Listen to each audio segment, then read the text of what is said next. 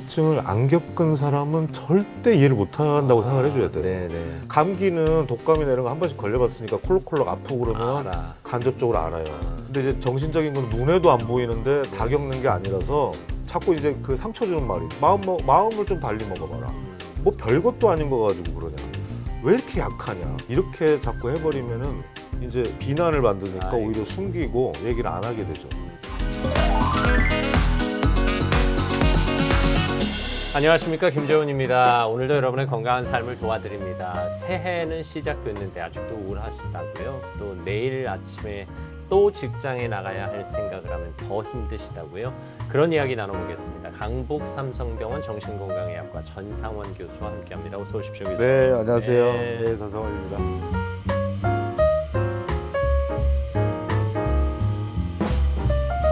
저희 아침마당 출연하실 때마다 네네. 제가 방송 앞뒤로 네네. 크고 작은 질문들 드리면서 네네네. 제 삶의 고민들 해결해 주셔서 진심으로 아닙니다. 감사합니다. 네. 네. 사실 아침마당 할 때는 행복했거든요. 네네네. 그리고 새벽에 일어나는 거 힘든 줄 모르고 열심히 다녔는데 네네네.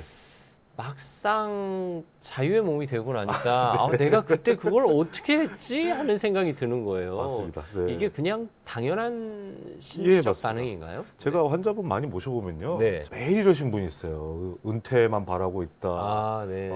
일 그만두기만 하면 뭐든지 할 수 있을 것 같다. 내 제2의 삶을 살겠다 하시는 분이 막상 은퇴하셔서 좋겠습니다 하고 물어보시면 반짝 한 6개월 정도, 1년을 좋다고 하시다가 오히려 우울증이 격리하셨던 분이 은퇴 후에 우울증이 심해지신 분이 많아요. 일이라는 게 어떻게 보면 양날의 칼이라서 할 때는 힘들긴 하지만 그게 또 없어지면 삶의 동력이 없어질 수도 있겠구나. 네.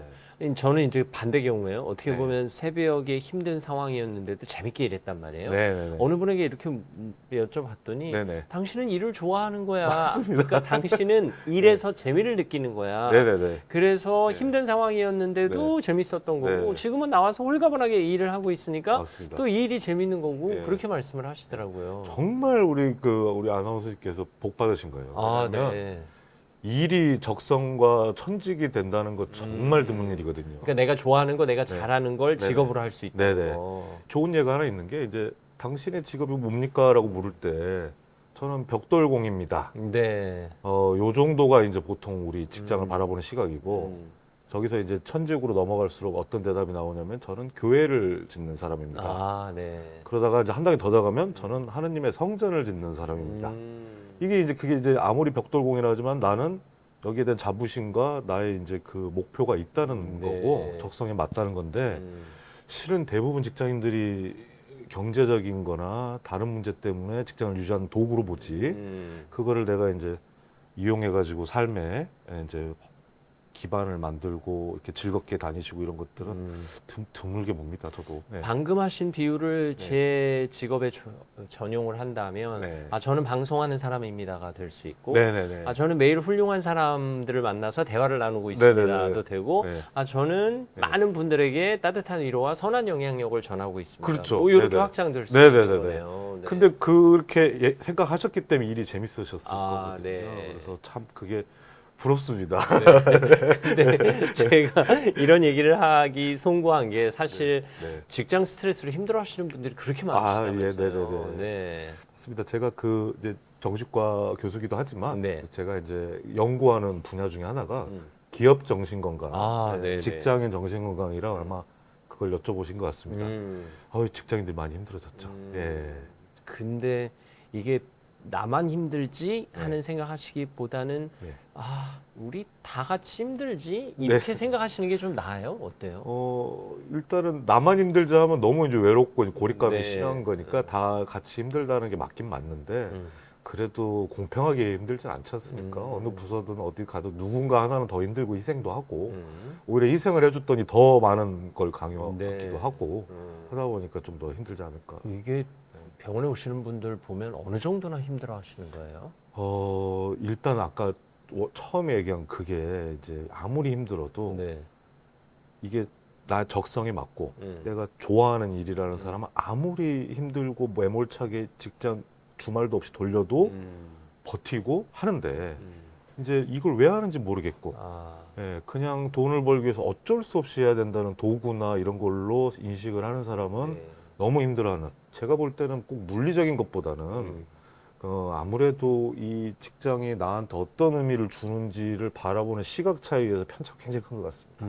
네. 그러면 내가 하는 일에서 의미를 발견하지 못하고 하루하루 내가 왜 일을 해야 되지? 네네. 심지어 힘들어. 네. 그리고 함께 일하는 동료들도 내 마음을 몰라주고 네네네. 나를 더 힘들게 네. 하는 스트레스가 매일 누적되다 보면 네네. 아무래도 정신 건강엔 나쁜 영향을 미칠 수밖에 없는 거거든요. 그렇죠. 가랑비에 옷 젖듯이 네. 우리가 스트레스라는 게 눈에 안 보이지만 실질적으로는 눈에 보입니다. 무슨 소리냐면 스트레스 받으면 스트레스 호르몬이 종류가 많은데요. 네. 그 스트레스 호르몬이 이제 쏟아져 나오죠. 음. 근데 이제 큰 스트레스면 이제 몸을 완전히 한번 망가뜨리고 들어 눕게 되지만 아, 가랑비에 옷 젖듯이 스트레스 호르몬들이 계속 우리 몸을 돌아다닌다면 신경계를 망가뜨리죠. 특히 이제 자율신경계라고 자율적으로 움직이는 신경이 있습니다. 예를 들면 우리 체온 조절하는 거 우리가 신경 안 써도 되고 심장 뛰는 거 우리가 의식 안 해도 뛰고 네. 숨 쉬는 거 산소 마시는 거 이런 것들이 저절로 되는 건데 이런 게 이제 고장 나기 시작하는 거죠. 그래서 한숨이 나온다든지 아이고 답답해. 그리고 가슴이 벌렁벌렁 뛰어요. 그리고 아이고 저기 식은땀을 흘러요. 긴장 땀이 흘러요. 이렇게 그게 이제 그 신체 반응의 신호죠. 스트레스를 받고 있다는.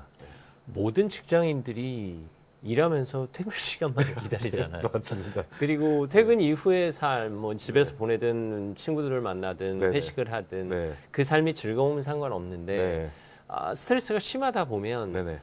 퇴근하고도 네네. 그 우울한 기분이 이어지고 네네네. 심지어 내일 출근하기 싫다. 이 감정에 사로잡혀 산다면 정말 불행한 하루하루가 아닐까 그렇죠. 싶은데. 이거는 뭐 집에만 가 있지 마음은 직장에 있는 그러니까요. 그대로니까요. 네. 어떤 때는 내 일이 기체 같잖아요. 네. 내가 퇴근을 해도 일이 나를 따라와서 네.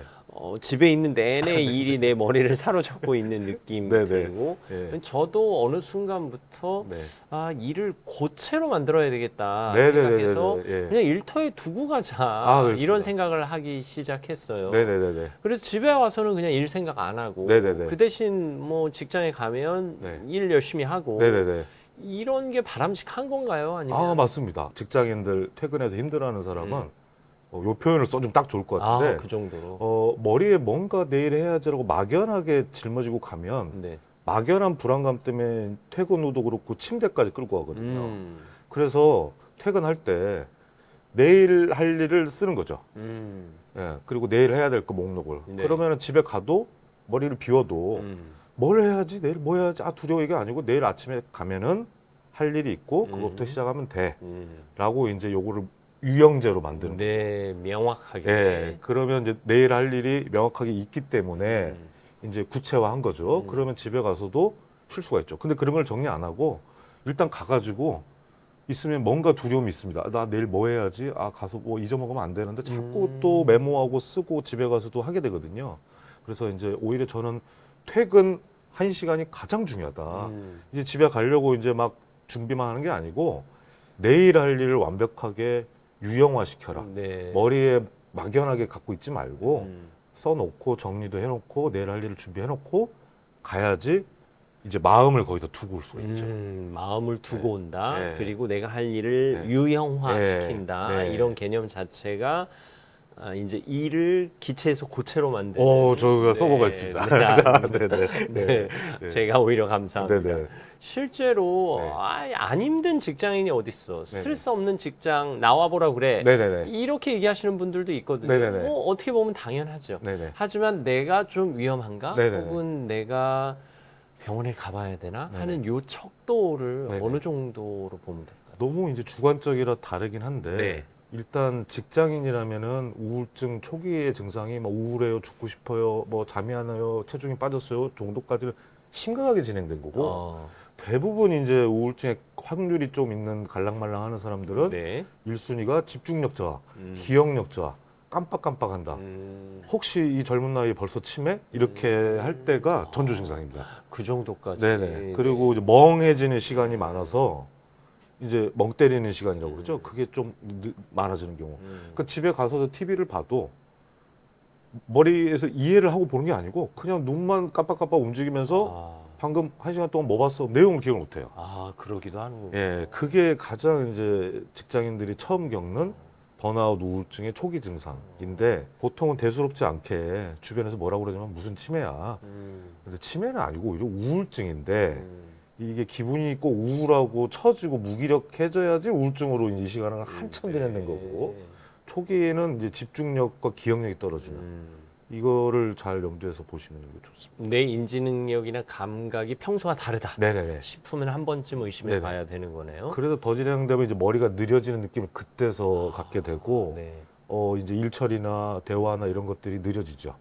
근데 이제 초창기 증상은 대화 중에 단어가 기억 안 난다든지 방금 한 말이 기억 안 나든지 약속을 안 적어놨더니 그냥 지나가 버린다든지 이런 게 이제 늘기 시작을 합니다. 내가 예전엔 이러지 않았는데 네. 싶을 정도가 되면 한 번쯤 의심해봐라. 네네네네. 얘기입니다. 그럼 바꿔 말하면 네. 그래 난 힘들어도 회사는 다녀. 그리고 회사에서 나의 주어진 일은 제대로 수행할 수 있어. 네네네. 이러면 뭐 우울증이나 걱정할 정도는 아니다. 뭐 이렇게 봐도 네네. 될까요? 이걸 왜 해야 되고 나는 그래도 힘들어도 해야 돼라는 게 있다면은 네.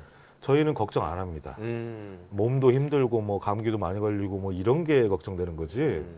이 사람이 번아웃 우울증에 오는 정신력의 상태는 그걸 원한다면은 쉽게 가지 않는 네. 거죠. 네. 이게 세대별 특징도 있습니까? 뭐 20, 30대라든가 40, 네. 50대라든가 네네. 그 이후 세대라든가 네네. 뭔가 유형이 다르다거나 네. 아니면 원인이 다르다거나 찾을 수 있는 게 있을까요? 네. 세대별로 나누지는 않고 네. 이제 원인이 좀 다르죠. 아, 네. 그렇게 다르지만 이제 증상적으로는 이제 똑같은데 그나마 좀 다른 거는 나이 드신 분이 그때 우울증이 왔다라고 한다면은 젊을 때부터 가랑비에 옷 젖듯이 쭉 누적이 돼서 큰 사건 사고는 없이 지내셨는데 뭔가 하나 둘 참고 뭔가 힘들게 지내서 쌓아져 가지고 나중엔 더 이상 이제 못 버텨서 폭발해서 나오는 우울증이 많고 20, 30대는 정말 집중적인 사건 사고 다툼, 대인관계 문제, 경제적 어려움이 갑자기 뻥뻥뻥 터질 때 우울증으로 싹싹 빠지는 아, 네, 이런 패턴이 조금 더 많습니다. 뭔가 마치 크레바스에 빠지는 것처럼 네. 뭔가 두 가지 갈등 요인 사이에 있는 깊은 골에 딱 떨어져 버리는 네네네 그런 맞습니다. 느낌이 예, 드는 뭔가 느낌이군요. 젊은 사람들은 우울증 번아웃 올 때 직전에 어떤 일이 있었냐가 명확해요. 좀 네. 투자를 실패했어요. 아, 부인과 이혼 위기예요. 아. 뭐 이렇게 있는데 60대 분들은 뭐가 힘들 겁니까? 잘 모르시겠다고 그래요. 아, 뭐 사건 사고도 없었대요. 아, 근데 이제 뭔가 좀 지겹고 뭐 이런 것들이 있었대요. 그러면 이제 더 자세히 파고들면은 본인은 괜찮다고 생각했는데 그 하나하나가 큰 사건 사고가 아니지만 누적되는 그런 아주 약한 사건들 그런 것들이 이제 쌓였는데 수십 년 쌓다 보니까 이제는 이제 연세도 드시고 체력도 안 되고 이제 좀 해방감도 뇌에서는 더 이상 느끼고 싶기도 하다 보니까 이제 우울증으로 이제 터져 나오고 그러면 중장년층이 더 위험한 거 아닌가요? 훨씬 위험하고요. 젊은 층은 그 원인 요소만 어떻게 좀 잘 다스리면 네. 되는 거예요? 약물 치료 반응도 젊은 친구들이 차라리 그러니까 빠릅니다. 아, 오랫동안 누적돼서 몸이 이미 그쪽으로 네. 습관된 어르신들은 약물 반응도 굉장히 느립니다. 네. 저는 정신건강의학과에서 약물 치료하는 게 제일 신기해요. 네. 어떻게 마음이 아프고 머리가 뭔가 생각이 힘들고 어려운 건데 네. 어떻게 약 하나 먹었다고 그렇게 기분이 달라지고 그럴 아, 수 있을까 네. 싶거든요. 그 이제 약을 이제 간접 체험을 좀 드리자면요. 네. 이제 이런 분이 있어요. 약을 먹으면 갑자기 머리가 깨끗해지고 스트레스가 없어진다 생각하는데 그게 아닙니다. 아, 그래요? 머리는 그대로입니다. 생각하는 것도 그대로. 아이고 지겨워, 아이고 힘들어 이건 그대로인데 보통 그렇게 생각할 때 몸에 반응이 오거든요. 네. 편두통, 소화불량, 가슴 답답함, 뭐 심지어 공황 발작, 온몸에 피곤함, 나른함, 뭔가 무기력 처짐, 50견 걸린 것처럼 젊은 친구인데도 어깨 처짐 이런 것들 그리고 가끔 이제 체온 조절도 안 됩니다. 막 여름에 계속 덥고 그렇군요. 여름에 계속 춥습니다. 이제 그게 그 약은 그걸 해주는 거예요. 아, 그러니까 그 나타나는 네. 증상을 똑같이 스트레스가 하는데 그 스트레스가 몸에 어떻게 작용되는가를 끊어주는 거지. 머리가 깨끗해지진 않고 여전히 고민거리 안 해야 되고 저기 우울하고 합니다. 근데 우울하고 해도 몸에 반응이 없어지고 피곤하지 않으니까 이제 좋아졌다고 얘기를 하는 거죠. 네. 근본적인 치료는 아니다 이런 그렇습니다. 얘기인가요? 제일 대표적인 설명이 이렇게 되면 됩니다. 그러니까 약물 치료는 뭐냐면 그 이제 스트레스가 비입니다. 네. 비가 막 내려요. 소나기가. 그러면 다 젖죠. 그럼 몸이 더 망가지겠죠. 네. 약물 치료는 우산입니다. 비를 멈춘 게 아니고 비가 와도 내가 안 젖게 막아주는 겁니다. 일종의 이제 방패예요. 스트레스가 공격을 해도 네. 방패가 딱 막아줘서 내 몸에 화살이 안 꽂히는 거죠. 그래서 약물 치료는 스트레스를 없애는 게 아니고 음. 비는 그대로 내리고 있는데 우산으로 막아주는 거다. 네. 그리고 의사도 비가 그칠 때까지 약물을 쓰겠죠. 아. 근데 내가 비를 그치게 할 수는 없잖아요, 사실. 그렇죠. 이제 뭐 노력해서 할 수도 있지만 네. 도저히 못하는 것들은 그러면서 약물 치료가 오래 가는 경우가 있죠. 왜냐면 우산을 계속 써야 되죠. 장마면. 아. 그러니까 그때 이제 약 오래 먹는 거 보고 약물 중독된다. 한 번 먹으면 못 끊는다. 이게 아니고 아. 비가 그치면 약물을 언제든지 끊을 수 있습니다. 아. 우산을 빼도 되는 거죠. 근데 그러니까 비가 그치는 환경적 요인이 다스려져야 된다. 그렇죠. 그러니까 근본을 해주는 게 아니에요. 약물 치료가. 만약에 이제 가족 갈등이 있다면은 약물 먹는다고 가족 갈등 해결이 1%도 안 되죠. 네네. 단 이제 그 가족 갈등을 했고 머리가 아파도 몸을 지켜주는 거죠. 왜냐하면 스트레스 받으면 이게 만병의 근원이라고 감기에 앓고 살고 근육통, 피로감, 잠도 못 자거나 자도 피곤함 이런 네. 것들이 이제 몸의 반응인데 약물 치료는 그거를 잘라주니까 몸이 좀 개운해지지 않습니까? 그렇죠. 그러면 간접적으로 기분도 좀 상승이 되겠죠. 그런 원리입니다. 약물이라는 게. 예. 그러면 앞서 말씀하신 대로 이제 젊은 층과 중장년층의 원인 요소도 다르고 네. 그리고 기전도 좀 다르다 말씀하셨는데 네. 중장년층의 우울증이 더 위험해지는 지점 네네. 이때부터는 좀 조심하셔야 될 것 같아요. 네네네. 그리고 중장년층의 우울증은 이래서 더 위험해요 하는 부분들이 있을까요? 네네. 그 스트레스를 약하게 오래 누적된 케이스가 많다고 그랬는데요. 네. 그게 이제 신호가 딱 오는 부위가 아까 말한 자율신경 증상. 그러니까 이제 심장이 뛰고 호흡을 하고 네. 땀을 배출하고 뭐 이런 자율적인 것들. 그런 것들이 이제 고장난 신호면은 이건 이미 역치를 넘어선 거라서 이거는 반드시 치료를 해야 돼요. 왜냐면 네. 안 돌아옵니다. 예, 아무리 이제 운동하고 하더라도 못 돌아오죠. 회복할 수가 없는 예, 거예요. 그거는 인위적으로 치료하지 않으면 못 들어오는 거고요. 제일 얘기하시는 게 가슴 답답함, 그리고 이제 가슴의 뜀, 그리고 이제 체온 조절 실패, 그리고 화병이라는 게 불화자 쓰기도 하는 게 막 몸이 뜨겁거든요. 네. 예, 그리고 이제 그 우리 몸에서 자율적으로 호흡이 돼야 되는데 한숨 나오고 이제 숨이 안 쉬어지는 느낌. 이런 거가 이제 침범 당했으면 이거는 반드시 치료로 돌려야지. 이거는 이미 고장 났습니다. 고장 난 거면 고쳐야지. 그냥 물기만 말린다고 그냥 그 기계가 돌아오질 않거든요. 예. 지금 말씀하신 대로라면 내가 병원에 가는 그 지점을 언제 잡아야 돼요? 이게 사실 네. 이거 이 정도로 병원 가? 내가 힘들긴 힘든데 그래도 정신건강의학과잖아. 네. 뭐 이렇게 생각하시는 네. 분들이 여전하거든요. 네. 예전에 비하면 네, 정신건강의학과 네. 방문의 문턱이 네. 많이 낮아졌다고는 네. 하지만 네네. 그래도 정신과 한번 가면 계속 가야 될 텐데 뭐 그게 이런 그죠. 생각도 하시고 계속 오는 게 만족스러워서 보통 다니시는 분 많아요. 그러니까 아까 말한 대로 약을 먹으면 효과를 보시거든요. 네. 근데 이제 약을 안 먹으면 우산이니까 우산이 없어지면 또 맞겠죠. 근데 한 번 그래도 우산을 써본 편안함이 있는 사람은 우산을 계속 찾죠. 그러다 보니까 이제 계속 먹게 되고 다니게 되는데 물론 이제 안정제, 수면제 중독되는 약도 있지만 물론이요. 예, 대부분의 치료제들은 알려진 상식과 다르게 그런 원리로 쭉 드시는 경우가 많은데 먹어서 편안한 본인도 이렇게 세요. 이거 언제까지 먹어야 돼? 편하니까 드시는 건데 싫으시면은 끊는데 원래 몸으로 돌아갈 뿐이지 더 나빠지지는 않는다. 네. 근데 그 차이를 더 느끼죠. 편안해 본 적이 없던 사람은 그게 그냥 몸 상태가 이런 줄 알고 지내시는데 약물 치료 효과를 보신 분은 약을 뗐을 때 원래 몸으로 돌아가는 거를 더 나쁘게 느껴지시죠. 왜냐하면 좋았던 적이 있으니까. 네. 그래서 이제 그렇게 되고요. 아까 첫 번째 질문하신 거는 언제 병원에 가야 되냐? 척도라고 그러죠. 자가 설문 척도가 네. 뭐 인터넷 뒤져보면 봐도 많이 있습니다. 근데 대부분이 이제 검증된 척도들이 이제 꽤나 많이 나와가지고 네. 거기 점수별로 체크를 했을 때 추천도 쫙 있습니다. 경과 관찰 1년 후에 또 해보세요. 아니면 병원 조금 상담 필요합니다. 이분은 약물 치료도 필요합니다. 가장 먼저 점수가 높으면 입원도 고려하셔야 됩니다. 있어서 굳이 막 내가 주관적으로 못하겠다 그러면 우울증 척도 9문항짜리 간단한 것도 있고요. 그래요? 네. 뭐 30문항짜리 좀 긴 것도 있는데 한 두세 개 널리 쓰입니다. 그래서 그거 한번 해보신다면은 명확한 기준이 좀 나올 수가 있고요.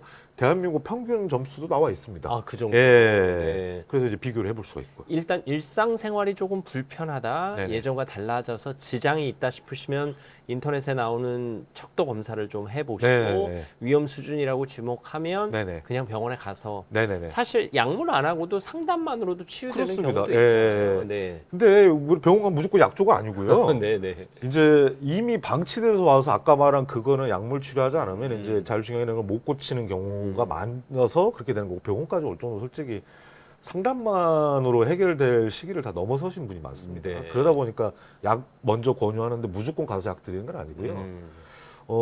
최대한 버틸 때까지 버틸 수 있으면은 비약물학적 치료가 저희도 우선순위입니다. 이게 왜 당뇨나 고지혈증도 초기 뭐 네네. 전 단계 들어가기 전에 네네. 조금 위험하다 싶을 때는 네. 약 먹기 전에 바짝 운동하고 네네네. 식단 관리하고 네네네. 조절하면 또 수치가 낮아지는 네. 경우가 있잖아요. 네네네. 이 우울증도 그럴까요? 그렇습니다. 혹시 마음 먹기에 따라 달라지나요? 아이, 그럼요. 아, 예. 네.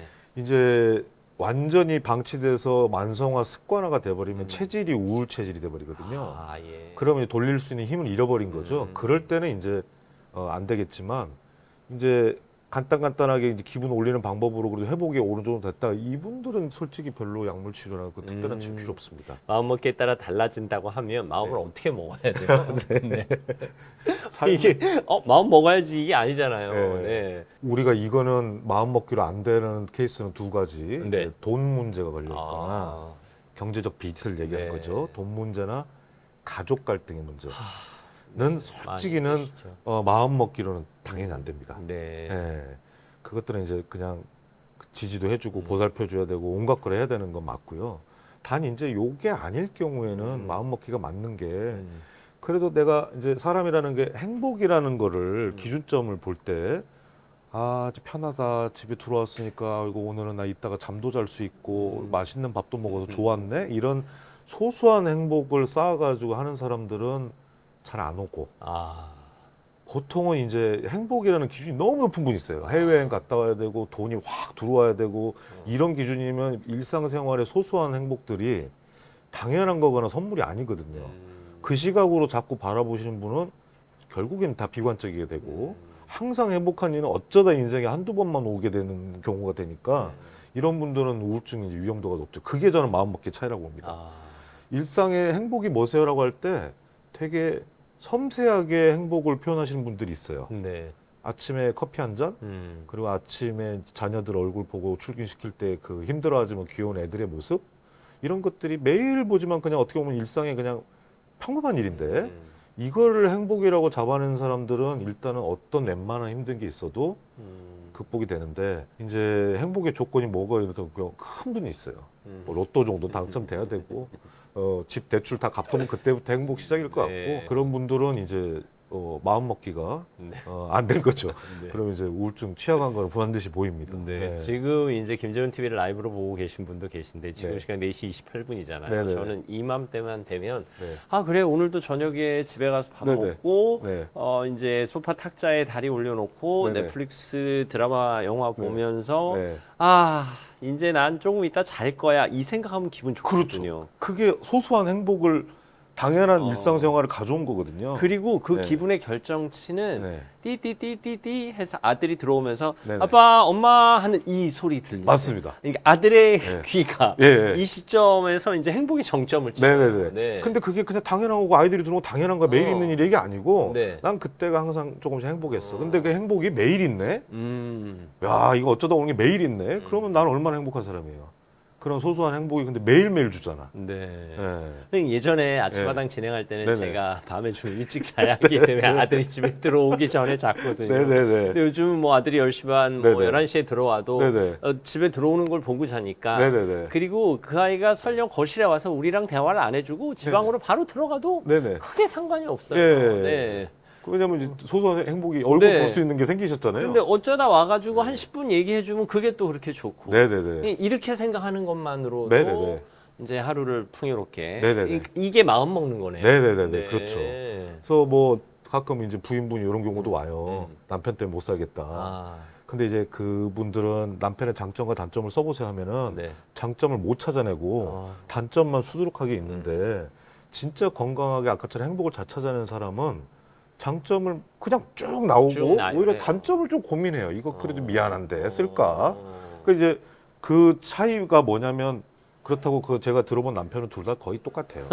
그렇죠. 예, 네, 똑같이 열심히 돈 벌고 늦게 들어올 뿐이고 네. 하는 똑같은 조건인데 어떤 부위는 장점 위주로 쓰는 건 네. 시각이 다른 거죠. 음. 그게 마음먹기, 우울증 예방하는 거는 네. 이제 긍정 심리라고 그러는데요. 아. 이제 뭐든지 긍정적으로 계속 분석하려고 습관이 된다면은 음. 우울증이나 이런 취약성에서 벗어날 수가 있다. 그게 마음먹기인데 긍정 심리라는 건 뭐냐면 긍정적으로 해서 바라보는 것도 습관이지. 갑자기 일순간에 되는 것이 아니다. 아, 하루아침에 되는 건 네. 아니다. 네. 매사 모든 것들에 대해서 품고 있어야지 쭉 되는 거지. 갑자기 긍정적으로 내일부터 생각하자는 아니다. 그러면은 하나하나의 장점, 하나하나의 행복, 일상에서 내가 그냥 이거는 평범한 것지만 이게 다른 사람보다는 편안한 거. 저는 어떤 어르신을 만났냐면요. 그냥 무료하게 그냥 지하철 타고 다니면서 밥 얻어 드시고 그냥 친구 한 명 만나고 되게 네. 무료해서 좀 걱정을 했는데 본인은 너무 행복한 거야. 아. 내용을 들어보면. 왜 행복해요? 나는 빚이 없잖아. 아. 나는 한 번도 돈을 막 빌린 적이 없거든. 그거 크죠. 이런 사람이 어딨어. 그리고 나는 아직도 부인이 있잖아. 아. 이 나이에 사별한 사람이 많은데 저 부인이 보통 남자가 먼저 죽는다는데 아직까지도 내가 그 있어줬잖아. 부인도 있고. 그리고 밥을 먹을 정도면 지하철을 타고 갈 체력이 있어야 되는데 안 되니까 집에 누있는데 나는 지하철 타고 몸이 되잖아. 그 내가 복 받은 거지 80 나이에. 네. 그 저는 되게 무리하시겠다 하고 되게 조심스럽게 아이고 좀 재미가 없으시겠어요. 따분하시니까 천안까지 지하철 타고 오시는구나. 자기는 그게 증빙하는 거야. 내 몸이 건강함, 빚이 없음, 부인이 있음. 이거를 증빙하려고 오히려 천안에 왔다 갔다 하신 거죠. 그러니까 그걸 행복하셨다는 거죠. 그게 네. 저는 무료 식사 먹고 오시는 거 보고 너무 안쓰럽거든. 이 얘기를 들어보니까 치매 걱정돼서 검사 때문에 왔는데 일과를 들어보니까 너무 딱한 거예요. 그래서 혹시 우울증이실까봐 물어봤는데 너무 행복하신 거지. 기억력만 걱정돼서 오신 거고. 그러니까 어느 어르신 같은 경우는 네. 목욕을 일부러 온양으로 가시더라고요. 네. 네. 사실 지하철 공짜니까 네네. 온양에 있는 동네 목욕탕도 가격은 네네네. 같으니까 오히려 네. 더 싸대요. 네네네네. 저처럼. 네. 아니 내가 온양 갔다 올 건강이 있는데 뭐 그렇죠. 그리고 온천은 증빙한 온양이야. 거예요. 뭐 예. 이러시더라고요. 내가 그 정도의 아직도 체력이 있다는 행복감이죠. 그렇게 멀리도 갔다 올 수 있는. 네. 근데 내가 나이가 들어가서 혹시나 몸이 아프면 못 가겠지. 지금은 갈 수 있으니까 가야 돼. 이렇게 하시는 어르신들. 그러면 네. 청년 자녀나 혹은 배우자가 약간의 우울감이 있다. 네네. 그리고 일상생활도 조금 힘들어한다. 그리고 실제로 병원도 다닌다. 네네. 그러면 가족 입장에서 어떻게 대해주는 게 좋을까요? 네, 일단은 이게 안 보이잖아요, 눈에. 그렇죠. 그 우울증을 안 겪은 사람은 절대 이해를 못 한다고 생각을 해줘야 돼요. 네네. 감기는 독감이나 이런 거 한 번씩 걸려봤으니까 콜록콜록 아프고 그러면 알아. 간접적으로 알아요. 아. 근데 이제 정신적인 건 눈에도 안 보이는데 네. 다 겪는 게 아니라서 자꾸 이제 그 상처 주는 말이 마음을 좀 달리 먹어봐라. 뭐 별것도 아닌 거 가지고 그러냐. 왜 이렇게 약하냐.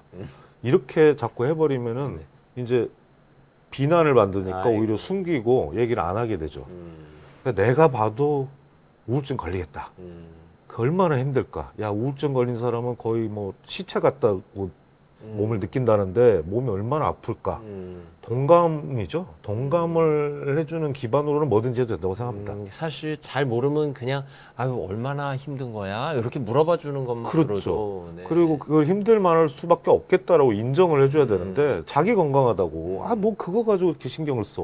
아. 이렇게 할 경우에 이제 입을 닫죠. 왜냐면 이해를 못 해주니까.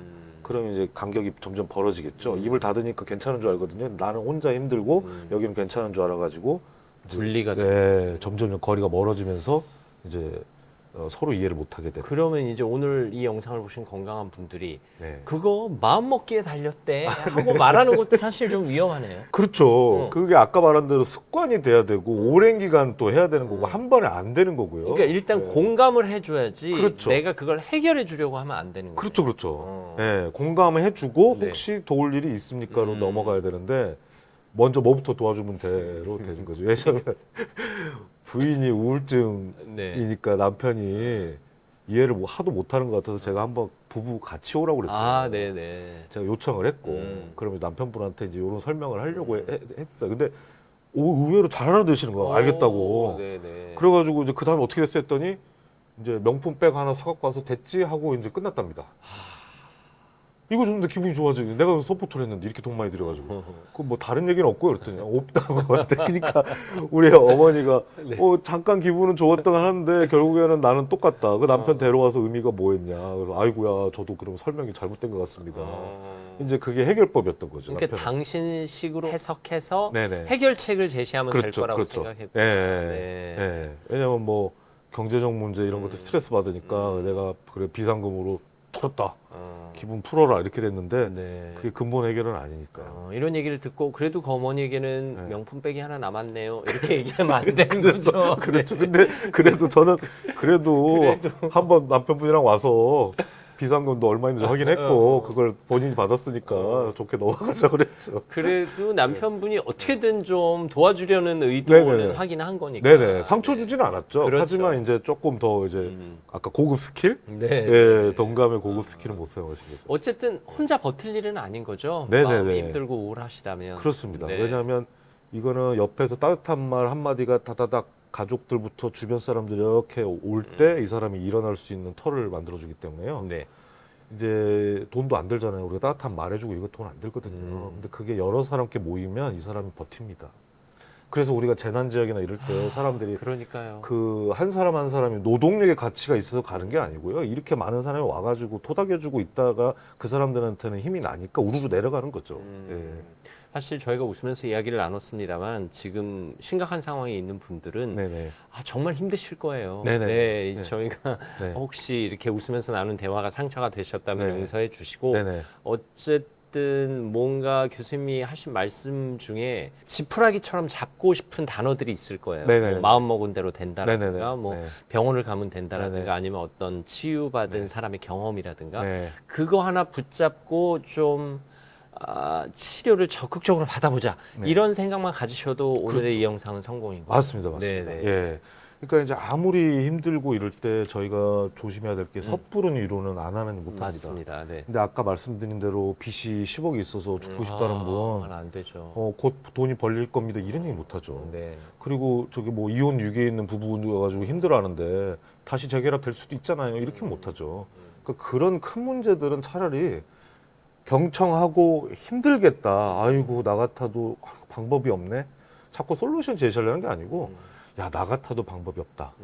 진짜 힘들겠다. 요렇게 하면 그 사람 짐 덜어준 건데 그 한마디만으로도 감성적인 사람이 이게 좀 되는데 이성적인 사람은 이제 요새 이제 T죠. T라고 하는. 예. 네. 그분들은 이제 자꾸 냉정하게 듣고 해결책을 자꾸 제시할 때 이분들이 상처를 받을 수가 있는 네. 여러분의 마음 저희가 어떻게든 좀 헤아려 드려 봤으면 좋겠는데요. 네. 어떠셨는지 모르겠습니다. 네. 어쨌든 마음먹기에 달렸다. 라는 그 문장 하나라도 네네네. 붙들어 보실 분들은 네네. 좀 붙들어 보시는 게 네. 좋겠습니다. 그리고 아까 지푸라기 얘기하셔도 저희가 열심히 찾습니다. 상담을 오면 이 사람이 아무리 힘들고 죽고 싶다 해도 그래도 지금 버틸 수 있는 요인 중에 뭐가 있나를 열심히 뒤져서 그 끈을 저희도 찾아내야 됩니다. 아들 때문에 산다. 그거 대단한 그래도 큰 기둥이에요. 아무리 힘들어도 내가 아들 때문에 살고 있어요. 아무리 힘들어도 나는 이게 좋으니까 참아내요.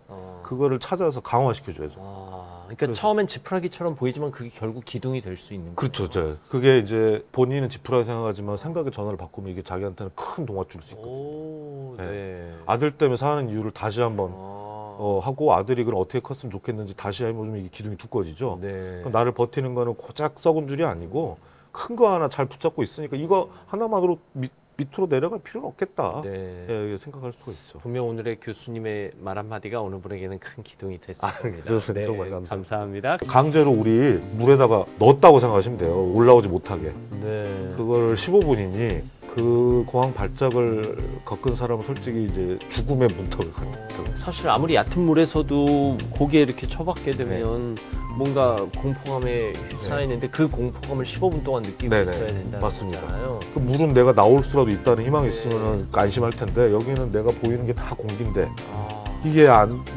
되는 거죠, 순환이. 네.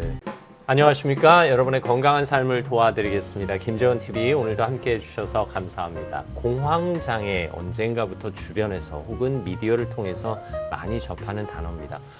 내게도 공황장애가 찾아오면 어떡하지? 혹시 내가 느낀 이 상태가 공황장애가 아니야? 하시는 분들 귀 기울여 주시기 바랍니다. 네. 공황장애라는 단어가 네. 언제부터 보편적인 단어가 됐어요. 예, 네. 맨 처음에 이제 연예인들이 조금 알았다라고 하는데 이제 그때 좀 재밌는 이유가 서양에서는 네.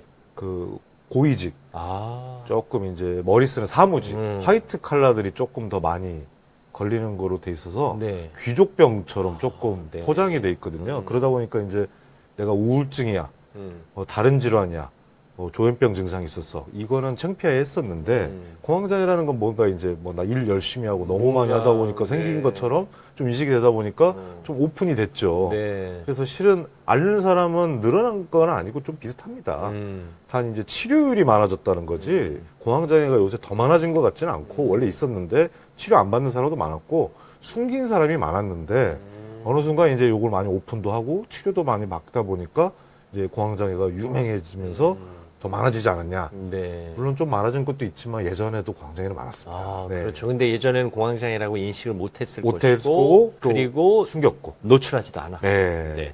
그러면 이 공황장애라는 질환이 다른 질환의 파생 질환이에요? 아니면 독립적인 질병으로 볼까요? 우리가 종속강문제 생물학계 네, 나눌 네, 때 네. 본다면은 이제 신경증이라는 큰 거 밑에 기분장애, 뭐 신체화장애, 불안장애 쫙 있는데 네. 그 신경증 밑에 불안장애의 하나가 공황장애고요. 네. 불안장애는 대부분 한 5개 정도. 이제 공황장애 요거, 그 범불안장애, 그 공포증, 포비아라고 그러죠. 고소공포증 같은 거. 그리고 이제 PTSD 그 유명한 네, 거. 네. 그리고 강박증. 요게가 불안장애인데 그 불안장애 하나가 공황장애입니다. 네. 그러니까 공황장애는 불안장애의 부분집합. 네, 거예요. 맞습니다. 네네. 네. 일단 그 증상으로 설명을 할 수 있는 거죠. 네네네네. 네, 뭔가 좀 숨이 안 쉬어지고 네네네. 가슴이 답답하고 뭔가 네. 조이는 느낌이 네네네. 들고 뭔가 내가 왜 이러지? 근데 그게 어떤 환경에서도 나타날 수 있는 거잖아요. 집에서도 나올 그렇습니다. 수 있고 네. 밖에서도 나올 수 있고 네. 차 안에서도 네. 심지어 운전하다가도 맞습니다. 느낄 수 있는 네. 거잖아요. 언제 생길지는 모르고요. 그러니까 네. 예측할 수 없는 네. 거죠. 그 네네. 증상을 느끼는 맞습니다. 지점을. 네. 그럼 위험하지 않을까 싶은데. 실질적으로 공황장애로는 사망하지 않습니다. 아, 그래요? 왜냐하면 이 센서가 잘못된 거. 숨이 안 쉬어지는 게 실제로 우리 심장과 폐가 오작동하는 게 아니고 숨을 못 쉬는 게 아니고. 예, 산소 포화도 다 100% 나오고요. 그래요? 예, 검사해 보면은 심장은 좀 빨리 뛰는 건 맞는데 기도 다 열려 있고 다 확장돼서 산소로 돌아가고 있는데 여기 센서가 지금 공기가 안 들어오고 숨이 안 들어오고 있고 심장이 멈추려고 해요라고 센서가 인식이 잘못돼 여기에 오작한 겁니다. 그래서 공황장애를 정신과에서 보는 거고요.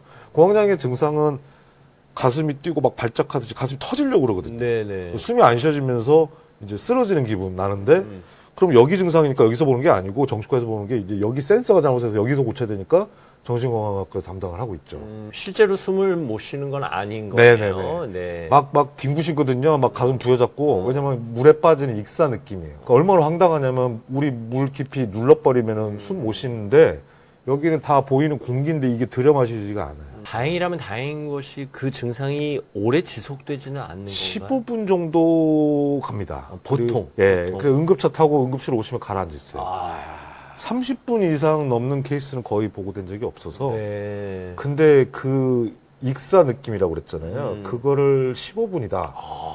이거는 고통스럽죠. 강제로 우리 물에다가 넣었다고 생각하시면 돼요. 올라오지 못하게. 네. 그거를 15분이니 그 공황 발작을 겪은 사람은 솔직히 이제 자기가 이제 죽음의 문턱을 갔다고. 사실 아무리 얕은 물에서도 거기에 이렇게 처박게 되면 뭔가 공포감에 휩싸이는데 그 공포감을 15분 동안 느끼고 네네. 있어야 된다는 맞습니다. 거잖아요. 그 물은 내가 나올 수라도 있다는 희망이 네. 있으면 안심할 텐데 여기는 내가 보이는 게 다 공기인데 아. 이게 안 되는 거죠, 순환이. 네. 예. 이게 세대별로 차이가 있어요. 젊은 층에 많이 나타난다든가 네네. 아니면 중장년층에 많이 나타난다든가. 솔직히 노인 공황장애 초발은 네. 많이는 없습니다. 대부분 노인 때 공황장애가 오시는 분은 젊을 때부터 약하게 다른 불안장애들이 있어 오다가 이미. 공황장애도 하나가 껴들어간 경우고 이미 젊을 때 공황장애 가 쭉 있어서 나이도 연세 드셔서 치료 계속 받아야 돼서 40년 공황장애 앓다 보니 노인이 되신 경우가 더 많고요. 네. 갑자기 60대에 처음으로 공황장애 생겼다. 이거는 반드시 다른 불안장애를 갖고 계시다가 공황장애도 하나 더 생긴 경우. 그러니까 이제 60대에 공황장애가 첫 생겼어요. 이거는 좀 많이 못 봅니다. 그러면 내가 갖고 있는 다른 질환, 뭐 네네. 고혈압이라든가 뭐 심장 질환이라든가 뇌혈관 질환과 관련해서 증상처럼 나타날 수도 있나요? 네, 근데 그게 이제 정신과 쪽은 건강염려증에 해당되는데 아, 그거는 이제 범불안장애라고 아, 네. 아이고 갑자기 이러다 죽으면 어떡하지? 뭐 아. 갑자기 당뇨가 나빠져가지고 갑자기 쓰러지면 어떡하지? 범불안장애는 뭐냐면 이제 그런 걱정, 몸에 대한 걱정이 끊임없이 하루 종일 돌아가면서 불안해지는 걸로 쭉 나타나지 공황 발작이나 공황 장애 정도까지는 그런 이제 신체 걱정으로는 그렇게까지는 거의 오기가 힘듭니다. 그러면 한번 말씀하신 증상이 나타났어요. 네. 그래서 응급실 갔는데 네네. 15분 만에 사라졌기 때문에 네네. 응급실에서는 아무 이상이 없다고 해요. 네. 그럼 그 다음에는 어떻게 해야 돼요? 그거를 빨리 공황장애인지 알아차려야 됩니다. 네, 일단은 응급실 갔다고 가라앉았다고 집에 보내는 게 아니고 이제 검사들을 할 거예요. 네네. 근데 이제 거기 이상 분명히 없다고 할 거고 실은 응급학과 교수들은 알 거예요. 응급실 선생들은 이거 공황장애구나 하는데 이게 쉽지가 않습니다. 공황장애니까 정신과 가보세요가 여러 번 발작 때 실려온다면 그때서야 조심스럽게 정신과 가보셔야 되겠다 정도지. 한 번 왔다고. 예, 한 번 왔는데 처음 만났는데 공황장애는 뻔히 알지만 네. 정신과 가보셔야 돼요를 못하고 몸에 이상 없으니까 안심하세요로 끝내는 경우도 많죠. 그러니까 웬만해서는 직접적인 조언을 네. 못 하신다는 거죠. 그리고 해야 되는데 몇 번 하다 보면 열에 한두 케이스는 오해를 받아요. 그러다 보니까 이제 그런 거가 경험이 좀 있는 의사들은 알지만 혹시나 오해를 할까봐 몸에 이상 없으니까 귀가하세요. 또 있으면 오세요 정도로 끝나는 경우가 많고요. 네. 두 번, 세 번 찾아오면 그때는 이제 좀 솔루션을 제시해도 이해를 하니까 그때 얘기하는 거 맞습니다. 그 서울 자가의 대기업 다니는 김 부장 그 드라마에서도 네. 김 부장이 공황장애 증상으로 실려갔다가 응급실에서 이상 없으니까 네. 그 의사 선생님은 그래도 공황장애 같은 네, 정신건강의학과 한번 가보시라고 했는데 네. 화를 버럭 내고 나가잖아요. 그렇죠. 그거를 한두 번 응급실 의사들이 당하다 보면 아 이거는 얘기 안 해서 본인이 판단하게 해야지 네. 먼저 얘기하면 안 된다. 음. 하지만 이미 알고 있죠. 이거 공황장애네. 음. 정신과 가서 해야 되네.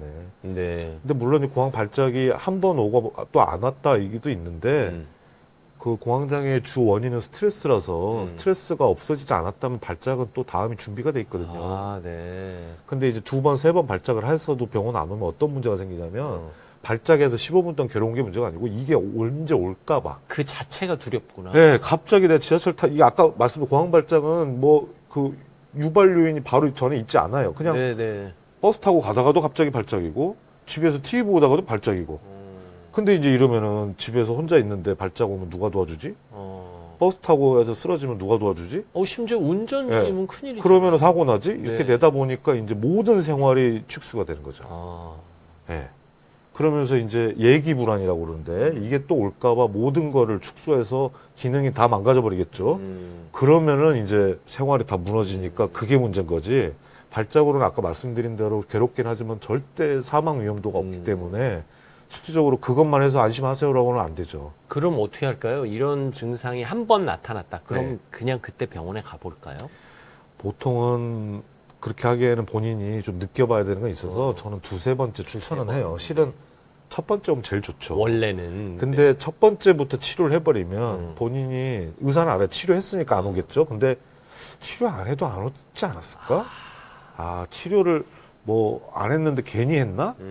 차라리 이제 이게 죽지 않는다면 위험도가 아주 크지 않다면 실질적으로 한 두 번, 세 번 하면 이제 느끼는 바가 있어서 이거는 치료해야겠네 인식이 되기 때문에 그때 추천을 합니다. 물론 사람마다 다르겠지만 네. 그 첫 번째 발작과 두 번째 발작이 일어나는 그 기간 차이가 어떻게 돼요? 보통은 이제 스트레스 심한 분은 뭐 한 3, 4일 후에 바로 오신 분도 있고요. 네. 보통은 어차피 올 뿐이라고 한다면 두세 달 안에는 오시는 것 같습니다. 그러면 네. 사실 한 번 오고 안 오는 경우도 있긴 있어요. 있죠. 왜냐하면 뭐 부모님이 돌아가셔서 아. 충격 먹어서 공황 발작이 왔었는데 다행히 장례도 치르고 좀 추스리면서는 이제 회복을 하시겠죠. 그러면 그게 일회성. 원인이 뭐냐에 따라서. 원인이 뭐 사라지거나 서서히 잠잠해지는 경우에는 네네. 아예 안 올 수도 있는 네네네. 거고요. 네. 예를 들면 뭐 어떤 젊은 사람은 부인이 이제 말기 암인 걸 알게 됐다. 너무 스트레스 받아서 공황장애 오셨거든요. 부인 암 투병하는 동안에는 공황장애 계속 와서 결국에 저랑 치료를 병행했고 안타까운 일이지만 부인이 오히려 이제 사망하시고 아이고. 장례 치르고 이제 더 걱정할 게 어차피 없어져 버리는 분의 상황에서는 공황 발작이 더 안 와서 약을 끊었습니다. 아, 네, 그럴 수. 네, 그러니까 이제 스트레스가 어느 정도 강도로 지속되냐에 따라서 해당될 일이지 무조건 어떤 사람은 오고 안 오고 어떤 사람은 요 정도면 치료해야 돼 이 기준이 이제 천차만별입니다. 네. 그 연예인의 경우는 뭐 이를테면 어떤 프로그램이 공황 발작의 원인이 됐다. 내가 네네네. 그 프로그램을 가서 네. 24시간 녹화해야 되는 상황이 너무 힘들어서 네네네. 혹은 내가 원하지 않는 누구 출연자가 있어서 네네네. 네네. 근데 그 프로그램을 그만두면 오히려 그렇죠. 회복될 수 네네네네. 있다라는 얘기네요. 네. 네. 그래서 그럼 스트레스 종류 중에 좀 뭐가 많냐? 압박감입니다. 내가 좀 자유롭지 못하고 그 틀에 맞춰가지고 나를 이제 껴 들어가서 몸을 오히려 맞춰서 들어가야 되는 상황. 이제 그런 압박감들이 이제 주변에서 좌우할 때 오는데 고3 수능생들 많습니다. 이제 수능 한 번인데 시험 점수가 잘 나와야 될 때 어떻게 하지 망치면 안 되는데 이 압박감을 계속 가지고 하면서 공황 발작 계속 와요. 근데 점수가 잘 나오든 안 나오든 수능이 끝나면 발작 멈추고 저희가 먼저 수능 끝나면 약 끊으라고 합니다. 그러고 물어봐요. 왔어요? 안 왔어요? 안 왔다고. 근데 또 다시 압박감이 오겠죠. 점수 안 나오면 재수도 해야 되고 네. 스트레스 받죠. 그러면 이제 또 쌓여가지고 또 오고. 대충 이제 압박감으로 표현할 수 있죠. 그러면 그 압박을 받는 그 상황을 행복감으로 치환할 수도 있어요. 이걸 왜 해야 되냐? 힘들지만 난 이걸 하는 게 어떤 이득이 있고 나는 이걸 왜 해야 되는지를 알고 할 경우에는 스트레스로 인식이 안 됩니다, 몸이. 저희가 지금 이 영상 직전에 잠깐 대화를 네네네네. 나눴잖아요. 네네네. 제 상황으로 네. 제가 회사를 그만두고 네. 새벽 4시 40분에 절대 깨지 않는다. 아침까지 푹 잔다 네네. 해서 내가 아침형 인간이 아니었구나 하는 네. 걸 퇴사하고 나서 오히려 네네. 깨달았다. 네네. 그러다 보니 이제 새벽 4시 40분에 기상해서 네. 새벽에 출근해야 하는 그 상황이 나에겐 압박감이었을 네네네. 수 있잖아요. 네. 그리고 저는 안 나가면 안 되니까 그렇죠. 안 나가면 네. 방송 압박감 사고 엄청나시겠죠. 전 국민이 알아버리는 네. 거예요. 그러니까 누군가 직장인이 출근 안 하는 거랑은 상황이 그렇죠. 다르잖아요. 대체자가 없으니까. 네, 전 국민이 알아버리는 거고. 네. 근데 저는 그게 압박감으로 안 느껴지고 그냥 일을 하는 행복감을 네. 느끼고 그냥 그 새벽에 일어났거든요. 이게 행복을 느끼고 내가 이걸 왜 해야 되는지를 알고 나면. 나는 방송에서 사람들한테 이렇게 그래도 좋은 메시지 전달해 주는 게 참 의미가 있어. 이렇게 생각을 하셨기 때문에 하지 않았나. 그러니까 똑같은 수험생이라도 이 순간만 내가 이겨내면 행복한 대학 생활이 네. 시작돼라고 긍정적으로 치환할 수도 있다는 네네네. 거군요. 그러니까 이제 보통 공황 발작 오는 수험생만 예를 들면요. 네. 그냥 점수만 잘 나오고 뒤는 생각 안 하고 있어요. 이거 왜 해야 되는지 모르는 거야. 그냥 그러네. 점수 잘 나야 되고 대학 가야 되니까까지만 있으니까 압박감이 싫어. 좋은 대학 가야 되고 점점. 근데 공황 발작 안 오는 친구들은 뭐 조금 덜 나오더라도 이 전공을 선택하고 난 이걸 해가지고 내가 하고 싶은 게 요건데 뭐 제빵사든지 사진 작가가 꿈인데 여기 점수를 맞아야지 난 사진 작가도 하고 내가 할 수 있는 걸 해서 내가 30대 정도 되면은 나 뭐 해야지? 이렇게 계획을 세운 친구는 지금 공부가 압박감은 있어도 힘들어도 해야 되는 이유가 딱 잡혀 있는 거죠. 근데 이제 보통 점수 맞춰서 대학 가고 이런 친구들은 이제 압박이 오죠. 왜냐하면은 그냥 그것만 보이는 거고 앞으로 나의 미래나 왜 수능 쳐야 되는지 점수가 잘 나와야 되는지 설명 안 하죠. 공부가 목적이 아니라 수단이라는 것만 인지해도 좀 나을 텐데 네. 그게 쉽지 않다는 거군요. 왜냐면 고3들이 이제 봄, 여름까지 버티다 여름부터 이제 몇 개월 안 나오면 막 찾아와요. 그래요? 예. 그리고 인대놀이라는 약이 있는데 네. 실은 혈압약인데 떨리지 않게 좀 막아주는 효과가 있는데 이게 이제 공부 잘하는 약으로 알려지면서 많이 타러 오는데 처방해 주세요 하고. 예, 이 친구들 얘기를 들어보면 대부분 오는 친구들이 그것까지만 봐요. 좋은 대학 가야 돼요. 그 겨우 이유가 뭐야 그러면 부모님 실망시키면 안 돼요. 그리고 인생 성공하기 위해서는 그게 발판이에요. 그럼 뭐가 인생 성공한 겁니까? 그거는 못 그래요. 거기까지는 네. 근데 이제 점수가 안 나와도 행복한 아이들이 있어요. 되게 천진난만한 부모는 속아가서 부모가 데려왔는데 물어보면 점수가 안 나와도 뭐 요것만 할 수 있으면 나는 뭐 요리사가 꿈이기 때문에 대학은 그렇게 중요하지 않아요. 그렇죠. 예. 실제로. 그래서 요리를 배우기 위한데 이거를 해야 된다고 하니 그냥 거쳐가는 단계로 수능은 쳐요. 이런 친구들은 공발적이 평생 안 올 겁니다. 그리고 지금 일찍 시작해서 유명한 셰프 된 경우가 얼마나 그러니까요. 많아요. 그럼 모델링도 하고. 근데 이제 모델링도 없고 뭘 해야 될지도 모르고 앞으로 그냥 일단은 좋은 대학 나와서 졸업하면 그때 뭐가 오겠죠. 이렇게 하는 친구들은 공발적 압박감이 세다. 네. 네. 실제로 어느 연예인이 그런 비유를 했어요. 이게 공황장애는 죽을 것 같은데 우울증은 죽고 싶은 거라더라. 네. 그러면서 화제가 되기도 했는데 네네. 이게 진짜 달라요? 저희가 경험 못 해본 사람들은 네. 우울증의 고통이나 공황장애의 고통이 비슷하지 않을까라고 막연하게 추측하거든요. 네, 고통이 뭐가 더 심하냐 비교하기에는 뭐 둘 다 힘들었는데 이제 아까 말씀드린 양상이 좀 다르죠. 네. 이제 공황 발작은 그냥 내가 지금 살고 싶은데 물에 넣어서 자꾸 죽이려고 하니 괴로운 거고 우울증은 이제 왜 살아야 되는지를 모르기 때문에 이제 살 충동. 생각이나 이런 것 때문에 이제 힘들어하는 거죠. 왜냐하면 근데 살 생각한다고 바로 실행 안 하는 게 아까 말씀드린 이제 지푸라기 같은 게 있거든요. 네. 그래도 아들을 어떡하지? 그래서 동반자들이 많습니다. 아예 그 네. 지푸라기를 끌어안고 네. 같이 가버리고. 물론 잘못된 생각이죠. 내가 죽으면 우리 아이는 어떡하지? 라고 할 때 우울증일 때 사고방식이 완전히 이상해져 있기 때문에 네. 그러면 이 지푸라기를 제거하면 되겠네. 음. 이러면서 이제 우리나라의 동반자 양상은 아까 말씀드린 좀 다른데 둘 다 저는 뭐 고통스러운 정도로 따지면 우위를 비할 수 없을 것 같습니다. 예. 이것도 공황장애도 병원 가기 전에 마음 먹고 한번 도전해 볼 수 있는 게 있어요? 근데 이제 공황 발작이 왔다는 거는 이미. 그 대나무가 꺾어진 겁니다. 이제 아. 대나무가 휘어가지고 우리가 잡아당겨 돌릴 수 있는 수준이 있는데 꺾어진 거는 그냥 꺾어진 채로 있지 이게 회복이 안 돼서 이건 인위적으로 테이프를 붙여서 받아줘야 되거든요. 그래서 공황 발작의 신호는 솔직히 이제 때를 이미 넘긴 경우고 그러다 보니까 공황 발작은 반드시 치료하셔야 됩니다. 이게 행복하다가 갑자기 발작이 오는 게 아니라 발작이 가기까지 힘든 시간들이 분명히 네. 있었던 예. 거죠. 정량의 법칙인데요. 음. 큰 사건 한두 개로 올 수도 있고 아. 작은 사건들이 쭉 쌓아져서 아까 어르신들이 많은 케이스인데 쭉 쌓아져가지고 이렇게 모여서 오는 경우가 많은데 이제 그럼 이렇게 되죠. 뭐 스트레스 받는 일 있으니까 공황 발작 스트레스 때문에 오는 건데요. 하면은 큰 사건 사고가 있는 사람은 뭐 있어요 잘 알고 기억을 잘 하고요.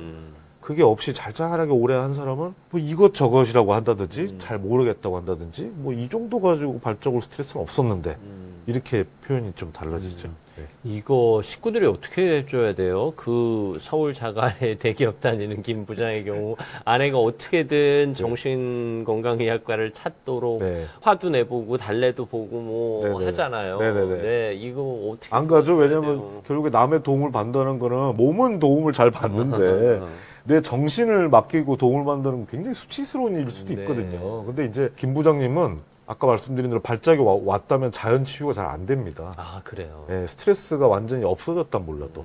그 스트레스는 그대로 종류가 있는데 그거는 그러면서 마음 먹기로 하겠다. 그땐 늦은 거로 치료하셔야 되는 거고 만약에 근본적으로 하겠다면 퇴사를 했어야죠. 김 부장이. 네. 더 욕심 안 부리고 경쟁하지 않고 이제 전원 생활로 내려가셔서 은퇴하셨다면 안 왔겠죠. 네. 근데 이제 퇴직 이후에 또 새로운 일 찾다가 또 다른 유형의 스트레스가 진입하면 네. 또 다른 공황장애의 원인으로 인해서 네네. 발작이 올 수도 있다는 거네요. 그렇죠. 그래서 내 스트레스가 안 보이지만 1, 2, 3순위 그리고 몇 프로 차지하냐를 저희가 많이 물어보죠. 네. 왜냐면 그러면 일단 식구들이 병원 가라고 막 압박을 해야 돼요? 근데 이제 공황 발작은 그 생각보다는 2번, 3번 하면은 자기가 자발적으로 가요. 너무 괴로워서 두 번째 정도부터는 이제 저희가 시간 싸움입니다. 제가 공황 발작이 4번, 5번까지 참아내는 분 거의 못 봤고요. 그래요. 보통 한 3번째 내에 자기 발로 병원에 옵니다. 그러면 굳이 싫은 소리 하지 말고 그냥 힘들었겠다 하면서 공감해 주는 게 더 좋을 수도 있겠네요. 단지 이제 뭐 참아보는데 너무 힘들면 가보기는 해야 될 것 같다 정도 해놓으면은 이제 인정을 받은 거니까. 인정받은 거니까. 예, 그 정도만 하고 기다리셔도 네. 우울증하고 다르죠. 우울증은 이제 늪에 슥 빠지는 거니까 자기가 빠져나올 시간을 놓쳐버리고 인식이 안 되는 상황으로 자연스럽게 지나가 버리니까 이제 저희가 자기 발로 찾아오기 힘들어지고 주변이 데리고 와야 되는데 공황 발작은 그래도 3번, 4번을 견뎌내버리는 사람은 없어요. 우리가 흔히 네. 정신승리라는 말 하잖아요. 특히 네. 젊은 친구들. 네. 이게 그 질환 앞에서도 가능한 거예요? 그 스트레스를 다룰 때 정신력으로 스트레스를 없애버리는 경우는 있죠. 못 느끼게. 네. 아, 제가 레슬링 선수 한번 국가대표 상담을 한 적이 있는데요. 아, 네. 네, 왜냐면 약물을 못 먹죠. 이제 왜냐면 저 국가대표 나가야 되니까. 그렇죠. 근데 이 사람이 그렇게 스트레스 받고 체력적으로 20시간 훈련하고 하더라도 금메달이라는 목표가 있고 국가대표에 들어가야 될 목표가 있을 때는 그렇게 몸을 혹사하고 집안 엉망이고 빚도 짓고 하더라도 안 왔어요. 근데 국가대표를 떨어졌어. 그러면서 운동을 접고 장사를 시작하면서부터는 공황장애 계속 와요. 근데 장사는 잘 돼요. 그런데도 네, 장사 잘 돼. 그 저는 오히려 돈도 많이 갚았어요. 그것 때문에 운동선수 했으면 못 받을 텐데. 근데 자기 그 꿈과 희망과 목표가 다 꺾여가지고 돈을 많이 벌고 뭐 주변이 이제 편안하게 살아. 운동 20시간 하는데 자기 죽을 것 같다고 그랬거든요. 이제 운동 안 해도 되니까 맛있는 거 많이 먹어 너무 행복하다라고 하는 순간 공황발작이 왔다. 그러면 이게 뭘까? 어떤 압박감인가? 결국에 운동을 포기하는 그 아쉬움의 압박감, 그리고 나는 이제 운동선수의 대접을 못 받는다는 그 죄책감, 그리고 창피함. 이러니까 오히려 편해졌는데 공황발작이 오는 거죠. 그럼 주변 사람이 이해를 못 하죠. 아니, 그렇게 힘든 운동도 참았는데 여기 편안하게 앉아가지고 장사 잘 되고 얼마나 목도 잘 잡아가지고 이제 제 인생을 사는데 왜 그러십니까? 라고 되는데 그러게요 라고 본인 하면서 공황발작이 계속 와요. 참 사람 마음 알다가도 모르겠네요. 그러면 그걸 반대로 얘기한다면 마음 먹기가 그냥 정말 혹사하고 눈에 보이는 거 말고 어떻게 바라보냐의 차이인 것 같거든요. 바라보는 게. 흔히 이제 마음 챙김이란 단어가 뭐 언제부터 네네네. 또 알려지기 시작했는데 네네. 이게 우리가 운동하는 것과 같은 개념으로 보면 돼요. 그렇죠, 마음도 그렇죠. 운동이 되는 네. 거예요. 자꾸 긍정적으로 보고 생각을 더 해보고 그리고 생각이 잘 안 나고 모르겠다는 건 다른 사람 인생을 모델링도 해보고 네. 힘든 사람의 극복 과정. 그래서 우리가 이제 수필집이나 이런 것들을 많이 읽는 사람, 우울증인 사람 많이 읽으라고 하는 게 여러 인생 중에 있고 그걸 극복한 사람들은 다 각기 다른 방법으로 생각의 전환을 통해서 뚫어낸 사람들이거든요. 그래서 그걸 많이 권유하듯이 이제 뭐 어떻게 바라보냐, 마음을 어떻게 먹냐, 당연히 중요한 얘기죠. 근데 이제 공황 발작까지 올 정도로면 그런 마음 먹기를 단순간에 한두 달, 두세 달 연습하셔가지고 했다고 스트레스를 조절하기에는 조금 어려우니 네. 이제 급한 불은 꺼야 되니까 치료가 조금 더 먼저지 않을까. 예, 저희가 이런 대화를 하는 이유는 마음이 힘드시면 적절한 때에 치료를 받으세요. 네네네. 뭐 이렇게 얘기해도 되는 거죠. 맞습니다. 네. 그리고 이제 많이 인식이 달라진 게 정말 다행인 게요. 네. 제가 신한 초진분이 하루에 한 3분 정도 오면요. 아, 약 드리는 분은 1분 정도밖에 없는 것 같아요. 그래요. 예, 2-3분 정도 그냥 내년에 또 검사도 해보고 그냥 뭐 전혀 그러니까 먼저 찾아오시는 거. 예전에는 찾아오셨다면 이미 네. 10년, 15년 방치하고 묵힌 병들인데. 예, 도저히 안 되고 이제 활동도부터 집 밖에도 못 나가니까 오셨다면 지금은 이제 많이 찾아오시니까 오셔서. 약을 안 드리는 분이 더 절반이 넘는 것 같아요. 오늘 또 제가 오전에 외래를 보고 왔는데 기억이 생생히 납니다. 4분을 초진을 뵀는데 첫 만남 네. 약 드린 분 1분밖에 없었던 것 같아요. 근데 나머지 3분은 오히려 다녀가면서 자유함을 얻으셨겠네요. 그렇죠. 괜찮다고. 네. 그리고 오히려 반대의 경우가 요새 막 옛날에는 아이고 심각해요. 이거 치료하셔야 돼요. 이랬다면은 저는 요 정도면 괜찮다고 하더라도 아니다. 아니다. 그리고 이제 영양제처럼 막 기력이 뜬다더라. 기력이. 나도 그렇게 하고 싶다. 이제 약을 먼저 요청하시는 경우가 많아요. 이제 뭐 매체도 많고 홍보가 잘 되다 보니까 그런 약이 있어? 이제 오히려 보약 드시러 이쪽으로 약지으로 오시는. 네. 하지만 정신건강의학과 약은 건강기능식품이 아니라는 거. 네. 안 먹을 수 있으면 좋은 네, 거죠. 네. 치료를 하기 위한 거지 멀쩡한 사람을 더 슈페리얼하게 하게 쓰는 약은 아닙니다. 네. 하지만 마음에 조금 일말의 걱정과 불안이 있으시다면 가서 괜찮다라는 진단 받고 오시면 얼마나 자유해질까 네네네. 싶네요. 맞습니다. 네. 네. 이렇게 편안한 분이 병원에서 맞지? 예, 다들 맞죠. 이렇게 얘기 들어주시니까 네네. 얼마나 행복할까 싶습니다. 네. 오늘도 괜히 제 마음이 더 편안해지는 그런 아닙니다. 시간이었습니다. 네. 근데 화병은 저는 편한 게 화병이 나면 좋아하세요. 오히려 네. 이유를 알았기 때문에 아니요, 그렇게 힘든 거가 이걸로 증명이 됐다. 뭔가 나의 힘듦을 검증받은 느낌. 네, 역시 참고 살아서 그 병이라는 거죠 하고 오히려 좋아하세요. 되게 순수하게 역시 나도 그런 것 같았다. 안녕하십니까, 김재훈 TV입니다. 오늘도 여러분의 건강한 삶을 도와드리겠습니다. 이렇게 저렇게 따지다 보면 주변에 화나는 일이 참 많죠. 그렇죠. 왜 그럴까요? 흔히 화병이라는 표현까지 쓰는데요. 또 누구는 우리나라에만 있는 질환이라고도 하니까요. 이걸 어떻게 생각해야 하는 걸까요? 그 궁금증 해결해 드리겠습니다. 이게 진짜 화병이 네. 우리나라에만 있다? 이렇게 말해도 돼요? 의외로 뭐 아직 안 알려진 소수민족, 네. 그 동남아나 우리나라랑 문화 비슷한 곳에서 일부 있는 것 같긴 합니다. 하지만 이제 유일하다고는 할 수는 없는데 네. 같은 처지에 있는 민족이라면 생기는 건 맞는 것 같고 단 이제 우리가 이제 인구도 많고 큰 나라다 보니까 우리 대표적인 질환이 됐고요. 외국에서는 볼 수가 없습니다. 화병이란 단어도 국제적으로 통용되는 단어다. HWA, BYUNG 화병으로 네. 해서 옥스퍼드 사전에 한국 고유의 민속 증후군으로 등재가 돼 있습니다. 사실 뭐 화나는 일이 우리나라에만 있는 건 아닐 텐데. 화를 나는 일이 많다가 아니고 화를 삼켜버리는 참는 거를 계속 할 때 생기는 게 화병이고요. 그 화를 그래도 발산하고 언어로 풀고 했다면은 그렇게 화병이 생기지는 않습니다. 그러면 우리나라 사람들이 다른 나라 사람에 비해서 화를 표현하는 법을 늦게 배웠다? 혹은 잘 모른다? 뭐 이런 아니면 표현? 참아야 될 수밖에 없는 상황. 참을 수밖에 없는. 예, 60대 이상 여성분이 많은데요. 네. 대부분 스토리가 뻔합니다. 시댁살이 40년의 가부장적인 남편의 식구들 많아서 혼자 양육과 경제 모든 걸 책임진 어머니가 딱 전형적인 스토리입니다. 이게 82년생 김지영이라는 소설에서 다루었던 그 내용을 네네네네. 52년생들은 진즉부터 네네네네. 감당하셨던 거죠. 맞습니다. 그 80세 김지영이 똑같이 변화가 없이 산다면은 또 그분이 60세가 됐을 때 화병이 생길 거고요. 그럼 화병은 젊은 세대들에게는 잘 안 나타나나요? 네, 화병은 오랜 그 억눌림, 화를 내지 못하고 참아온 게 수십 년 있으면서 발병하는 원리입니다. 그럼 환경적 요인에 의해서 남성보다는 여성이 더 많을 수 있겠네요. 그렇습니다. 압도적으로 뭐 8대2, 9대1 얘기를 하는데요. 네. 압도적으로 여자가 많습니다. 그리고 남성일 경우에도 참아야 되는 모든 것들을 인내해야 되는 상황에 있는 건 똑같습니다.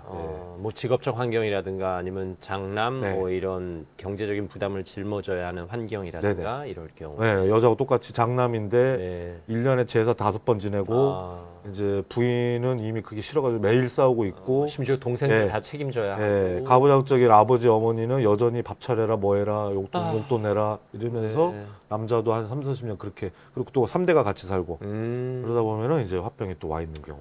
내가 이러다 화병 걸리겠어. 이런 한탄조의 그 관용구 표현이 실제 질환이라는 거잖아요. 그렇습니다. 네. 이 화병을 설명할 때 외국인들은 그냥 이렇게 있어요. 뭔 소리야? 이렇게 되는데 우리는 이렇게 하면 바로 알아요. 가슴에 응어리가 진다. 한이 맺힌다.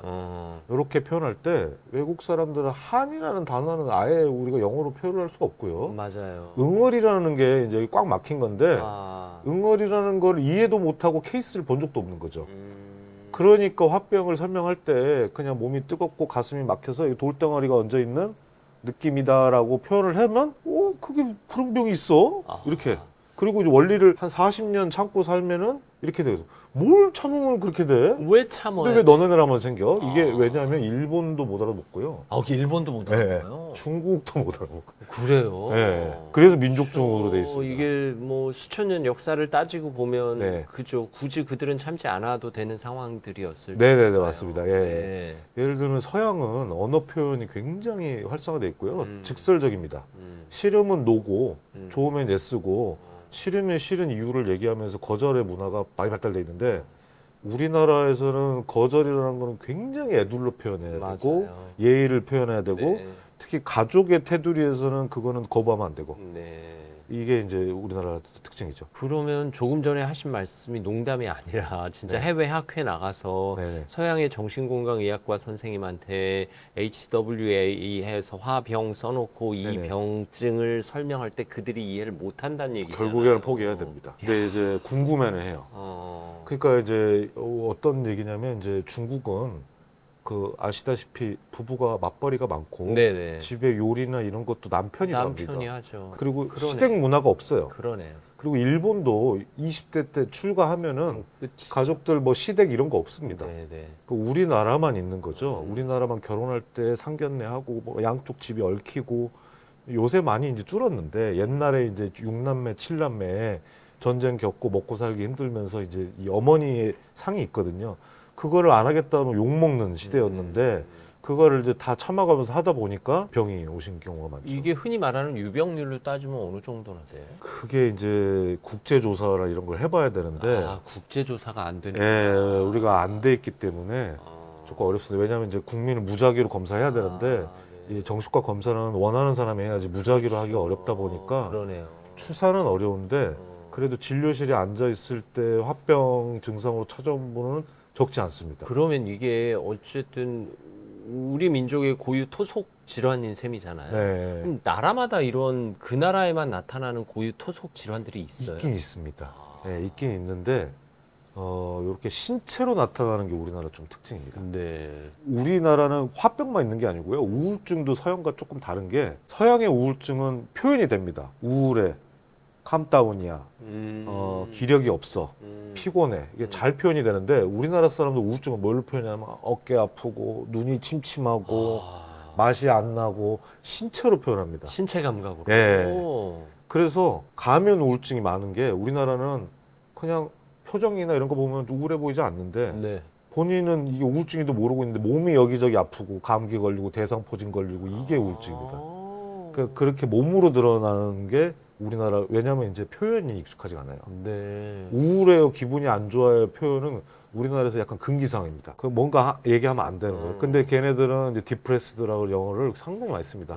나 상심했어, 나 슬퍼. 그리고 그런 얘기를 한다고 해서 오해를 사지도 않는 그렇죠. 거죠. 우리는 나 슬퍼 이 얘기 친한 친구들이 하긴 하는데 평상시에는 어디다 얘기하면 안 되는 거예요. 쟤 왜 저래가 되잖아. 근데 저 사람들은 회의할 때도 나 슬퍼, 낙담했어, 나 실망이야.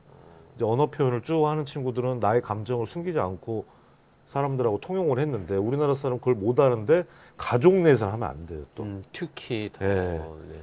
예, 남편, 시어머니, 시부모, 자식 다 그 어머니 그러니까 다 책임져야 될 일들이 있는데 그거 싫다고 하거나 못하겠다거나 힘들어했다거나 큰일 날 일이거든요. 그러다 보니까 이제 어머니가 취약하고 우리나라 취약하고 또 문화가 참는 게 미덕이다 라는 속담이 다른 나라에 있는지 모르겠는데 우리나라는 좋은 속담이잖아요. 이거 나쁜 속담 아니잖아요. 네. 네. 근데 이제 정도껏 참았어야 되는데 네, 네. 도를 넘어서 참기 때문에 네, 참다라는 게 정신건강의학과에서는 전혀 좋지 않습니다. 네. 아 물론 이제 양극단이죠. 음. 매번 못 참으면 분노 조절 장애가 되는데 어느 정도는 참는 것들을 날려보내고 해소를 해야지 안 생기는 거지. 그걸 자꾸 쌓으면 모든 병에 취약해지는데요. 결국에 저는 화병 걸리는 어머니들은 특징적인 소견이 내성적이라 친구들 많이 없고 수다쟁이가 아니에요. 말이 무거워. 근데 맨 동네 가가지고 남편 욕하고 그릇 깨질 정도로 수다 떠는 사람은 화병이 안 걸려요. 네, 발산하니까. 이게 언어적 표현만 해도 그렇죠.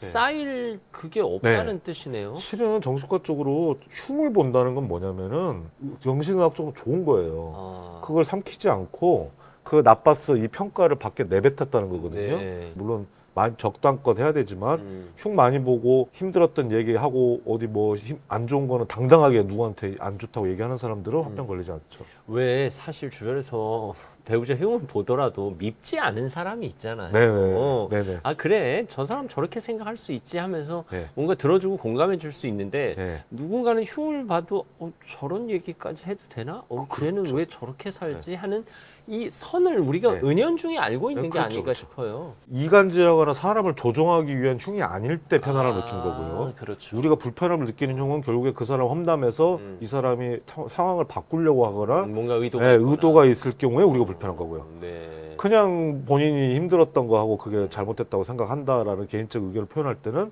우리가 이제 뭐 그렇게 밉상은 아니다. 그리고 그러면 화병의 구체적인 증상이 어떻게 돼요? 뭐 이게 우울증이나 공황장애와도 비교할 수 있어요? 네, 다르기 때문에 이제 새로 생긴 병입니다. 비유를 드리자면 한 요만한 돌덩이를 가슴을 열어서 누가 집어넣은 처럼 느껴요. 딱 뭔가 딱 돌이 있다고 얘기하세요. 그렇게들 예, 이 안에. 그게 이제 응어리 한인데 뭔가 딱딱한 것처럼 있는 것처럼 느껴져요. 그게 이제 추상적인 개념이 아니라 진짜 뭐가 들어차 예, 있는 그렇게 듯한 느낍니다. 느낌이에요. 예. 그리고 그 돌이 갑자기 넣은 경우가 아니고 이제 저기 돌이 점점 커진 느낌이 나죠. 세월이 지나면서. 그래서 이게 자갈만 했다가 돌멩이가 되고 점점 커지는 게 느껴져요. 방치하시는 분들 바위까지 예, 되는 거예요? 돌이죠. 돌 계속 커져요 하면은 표현합니다. 아. 그러니까 돌을 딱 하나 가슴에 여기다 놓고 다니는 느낌. 아니 그 얘기를 공통적으로 네. 공감하신다고? 네. 화병 환자들. 네. 우리가 저 화병에 전에 우리도 돌까지는 아니더라도 느끼는 게 어이구 답답해 할 때 가슴 치죠. 그렇죠. 여기다 치지 않죠. 네네. 여기가 막히는 거거든요. 아. 그게 돌을 살짝 느낀 거거든요. 답답해가 뭐냐면은 도저히 어떻게 할 수 없는 상황. 표현도 못하고 바깥으로 표출을 못하는. 뭐 억울하다. 예, 예. 답답해 하면서 가슴 치는 게 우리가 돌을 살짝 느낀 겁니다. 근데 그 사람들은 돌이 이제 상시 24시간 365일인 거죠. 아, 그러면 진짜 서양 의사들도 이해 못하겠네요. 못하죠. 예. 그러니까 이제 응어리가 뭔지부터 해야 되는데 이제 그게 뭐 결석같이 생각을 해버리니까. 네. 예. 결석. 마음에 결석이 생겨? 뭐 이제 첫 번째 증상은 돌이고 두 번째 증상은 이제 뻗쳐오르는 열감이에요. 뻗쳐오르는 게 팔다리는 차고요. 이 가슴 그 바위 부분이 이제 불타오르는 느낌이어가지고 후끈후끈합니다. 이게 차니까 더 뜨겁게 네. 느껴지는군요. 그러니까 이 가슴과 이 등 쪽에서 얼굴로 뻗쳐오는 열기를 얘기하세요. 뜨겁다고. 그렇게 두 가지 증상인데 없던 증상. 이거는 우울증에도 안 맞고 다 안 맞아요. 공황장애도 안 맞고. 근데 이게 가끔 그런 증상이 나타나는 게 아니라 지속적으로. 네. 지속적으로. 그러다 이제 너무 커지면 이제 명치 통증으로 느끼시거든요. 그러면 검사는 또 다 하고 오셔야 하니까 맨 처음에는 이걸로보다는 이제 내과 뭐 심장 검사 이런 거 하시는데 결국에 이제 돌고 돌아서 이쪽으로 오시는 거예요. 너무 힘드시겠네요. 근데 화병은 저는 편한 게 그렇게 돌고 오셔가지고 화병이 되면 좋아하세요. 오히려 네. 이유를 알았기 때문에? 아니요, 저기 그렇게 힘든 거가 이걸로 증명이 됐다. 뭔가 나의 힘듦을 검증받은 느낌. 네, 참고 살고 했더니 역시 참고 살아서 그 병이라는 거죠 하고 오히려 좋아하세요. 그러니까 내가 힘들었던 거 네. 맞는 거죠? 네. 이런 거네요. 그러니까 내가 그렇게 힘든 거, 그러니까 병까지 얻은 거죠? 이렇게 되는 거야. 화병이세요? 하면은 내가 무슨 화병이냐? 나는 아니라 생각하는데 아니고 되게 순수하게 역시 나도 그런 것 같았다. 그러면서 솔직히 제가 그때 무당이 됩니다. 시댁살이 좀 하셨죠? 그 뭐 저기 처가 쪽은 지원도 없었고 남편은 술만 먹어요? 돈 안 벌어 왔어? 맨날 놀았어요? 다 맞거든요. 대부분 5개 중에 3개에서 맞춥니다. 그러면 진심으로 고마워하죠. 일단 치료도 안 했는데 왜냐 다 맞춰줬고 인정을 해주니까. 그리고 안심하고. 왜냐하면 제가 이렇게 물었을 때 이유는 다 이러니까 물어본 거다. 근데 똑같네요. 화병입니다 하면은 되게 만족스러워서 가셔요. 그러니까 공통적으로 발견할 수 있는 요인이 일단 시댁의 압박과 핍박, 네. 그다음에 남편의 경제적 무능력 혹은 정서적 무지원, 또는 술 문제. 네, 혹은 도박 술 문제. 혹은 도박, 네. 뭐 네. 실질적인 네. 그런 사건 사고에 네. 휘말리기도 하고, 네. 그다음에 친정에서 전혀 정서적 지원이 없었고 없고, 예. 경제적 지원도 없었고 네네네. 그리고 심지어 자녀마저 네. 말썽. 나를 네. 공감해 주지는 네네. 못하고 심지어 네. 말썽의 속썩임까지 동반한다. 그리고 주변에 친구도 적다. 네. 내향적이어서. 네. 그리고 이제 옵션으로 플러스 알파로 제사 한 3-4번에 아. 명절 때마다 아. 간편식도 안 돼요. 음. 그 명절이 지옥이야. 왜냐하면 온 식구들이 여기 어머니 아버지 있는 곳으로 다 와서 어질러 놓고 가는데 이제 그거 명절 음식 준비하고 이럴 때 며칠 쏟아부어야 되는. 그러면 이제 명절 전에 벌써 머리가 아프고 하기 싫고. 진짜 우리나라에만 네. 있을 수밖에. 그리고 없네요. 돌아가셔서는 이제 기일 제사까지 다 똑같이 합니다. 돌아가셔도 그 시댁살이 끝난 게 아니고요. 끝난 게 제사에 얽매여가지고 이제 그러면 이제 화병이 이제 플러스. 게다가 이제 거꾸로 며느리 시집살이라도 하는 날에는 네네. 뭐 해방구가 없는 거죠. 네. 네. 화병 걸린 어머니들이 며느리한테 어떻게 대하냐? 어. 똑같이 시어머니를 답습하시는 분도 있고. 아, 참 안타까운데 똑같이 하시더라고요. 그래서 그래요? 예, 제가 뭐 안 된다 할 수는 없지만 알면서도. 예. 왜냐면 이게 삶의 방식이라고 고착이 되셨으니까. 아. 또 어떤 분은 너는 아가야 그렇게 살면 안 된다. 아, 라고 완전히 오픈. 해주시는 제사 없다. 분들. 나는 이미 화장해 달라 뭐. 이거는 나로 끝낸다. 네, 그런 분도 있다 보니까 이게 글쎄요 앞으로 어떻게 되려나. 근데 확실한 거는 아. 이제 참는 것들은 이제 줄고 있거든요. 음.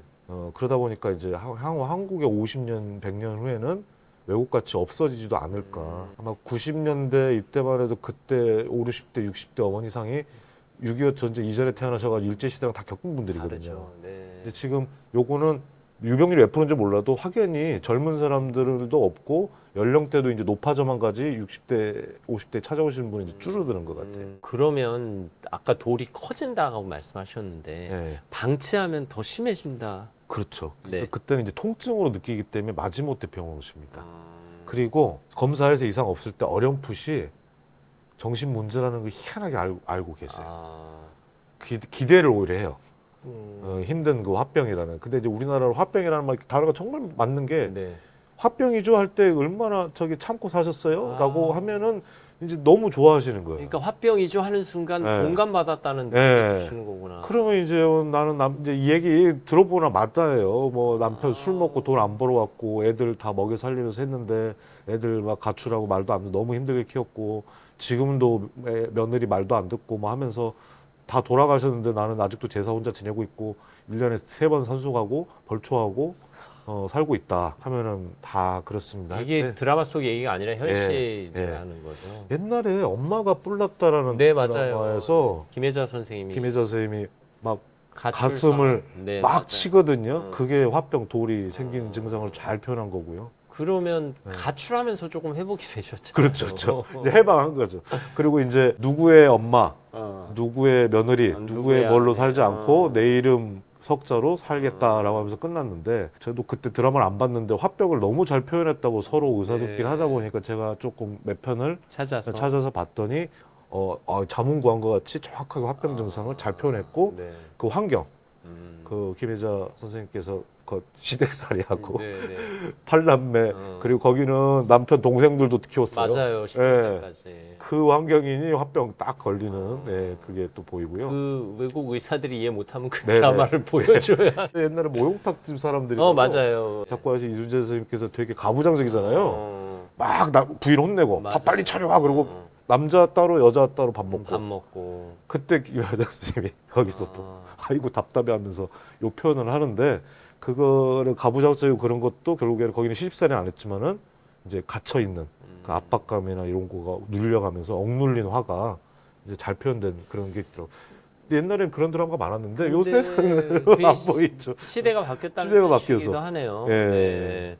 그러면 이게 어떻게 해요? 약을 먹으면 좀 나아요? 다행히 그 약 효과가 좋습니다. 아, 희한하게 공황장애 쓰는 약이나 우울증 쓰는 약을 쓰면은 이 가슴 통증이 많이 사라집니다. 다행이다. 예, 원리가 결국에 스트레스라는 걸 갖다 보니 음. 그 약이 듣지 않나. 음, 그래서 치료는 잘 됩니다. 오히려 네. 우울증이나 공황장애만큼이나 또는 더 이상 통증 없애는 데는 이게 가슴 통증으로 있다가 공황장애나 우울증으로 갈 수도 있어요? 이런 분들은 만약에 심했다면 이미 공황장애 우울증 왔을 거고 너무 요거는 힘들어서. 오랜 기간 많이 쌓아야 돼서 생기는 거니까 지속적으로. 예, 오히려 우울증 공황장애를 앓는 분이 화병도 덤으로 더 생겼다는 나오고 화병만 있는 분은 그래도 건강하게 지내와서 참을했을 뿐이니까 공황장애 우울증을 또 앓거나 그러진 않고요.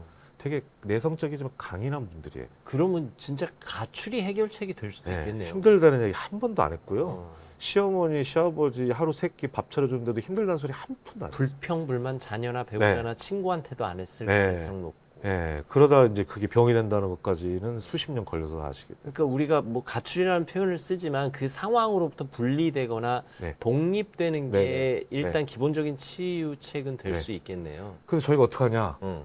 가출하라고 할 수는 없으니 네. 입원을 시켜드립니다. 아무것도 안 시킵니다. 아. 그럼 집에 가겠다고도 말립니다. 이거가 치료다. 아. 그러면 일주일 동안 안절부절하세요. 밥 먹었는지 알아봐야 돼. 뭐 네. 냉장고 뭐 떨어졌을 텐데 어. 온 집안 책임을 이미 지고 있어서. 우리 아버님이 약 탈 때 됐는데. 그렇죠. 우리 애 오면은 그거 저기 엄마 없으면 그거 못 하는데 아. 빨래 애들 못 하는데 아니요. 그냥 그걸 붙들어 매고 한 달을 3주 이상 그냥 돌아가면 집에 다 돌아가거든요. 그거 보이고 떼놓으면서 그제 내가 안 해도 된다. 아. 이런 것들 하면서 치료가 오히려 되고 오히려? 자세 가라앉아요. 가족도 깨닫게 되는 네. 계기가 되겠네요. 근데 이번은 화병이라면 좋아하시는데 이번하면 죽어도 안 하세요.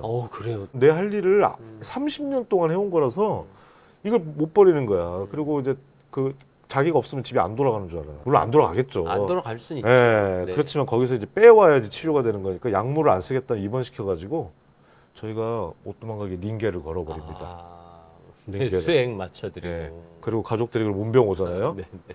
화병 원리가 이제 이렇게 터져 나가서 그랬고 네. 이제 책임감 있게 하시다 보니까 병이 나서 들어 누우셨다. 어. 링겔도 보셔라.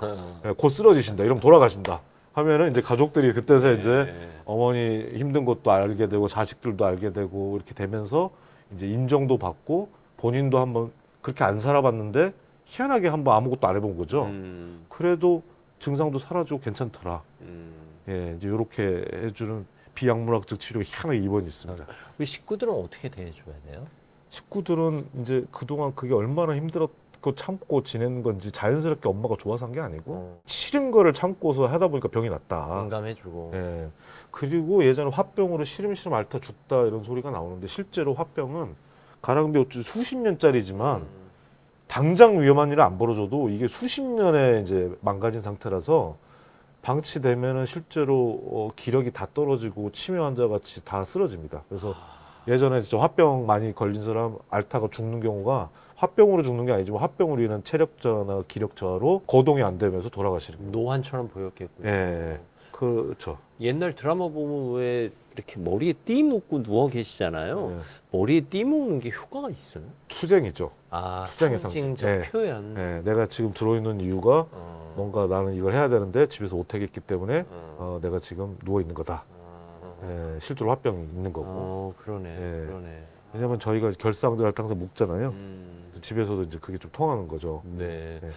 화병을 앓고 계심에도 화병인 줄 모르셨을 우리 어머님들께 네. 위로의 말씀을 선생님이 좀 해주세요. 네, 아까 그 두 가지 증상, 가슴에 돌이 있고 꽉 막힌 명치 부위 얘기하는데, 네. 그리고 이제 열감이 이제 올라가는 거, 그거 약할 때는 그냥 방치를 많이 하시는데 혹시 이게 화병인가 하는데 가만히 생각해 보면은 그런 분이 건드릴 때 한번 이미 본인이 즉각적으로 아십니다.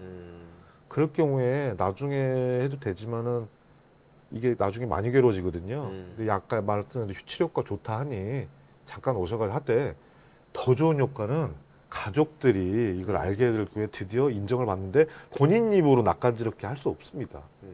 화병으로 치료를 다니시면 가족들이 자연히 알게 되고 왜 다니는지 왜 약을 먹는지 관심을 보일 때 인정을 얻게 되는 네. 그럴 때 이제 가족이 몰랐던 거를 다시 되돌릴 수 있는 각자의 위치와 역할을요.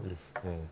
병원 봐서 공감받고 오시는 거예요. 네네네. 왜냐하면 그렇게 가부장적인 남편분이 입원하면 그래도 꼭 와요. 그리고 제가 한 3, 4주 입원시키는 게 엄마가 부인이 없으면 아니, 집안이 그럼요. 어떻게 되는 가족이 느껴봐야 돼요. 느껴야 돼요. 당연한 듯이 여기니까. 음. 그래서 입원 치료 효과가 상당히 네. 좋습니다. 선생님이 이런 이야기만으로도 많은 분들이 위로받지 않으셨을까 네. 생각하면서 네. 어쨌든 화병 없는 대한민국을 기대하고 꿈꿔보겠습니다. 도움 말씀 감사합니다. 강북 삼성병원 정신건강의학과 전상원 교수와 함께했습니다. 고맙습니다. 네, 감사합니다. 네. 어머니들 많이 힘드셨죠. 네, 저희의 이 작은 이야기가 여러분에게 큰 위로가 됐으면 좋겠습니다. 병원 가서 적절한 치료 받으시고 남은 생 행복하게 사셔야죠. 네, 저희 김재훈 TV가 도와드리겠습니다. 저는 다음 시간에도 여러분 곁에 있겠습니다. 오늘 함께해 주셔서 감사합니다.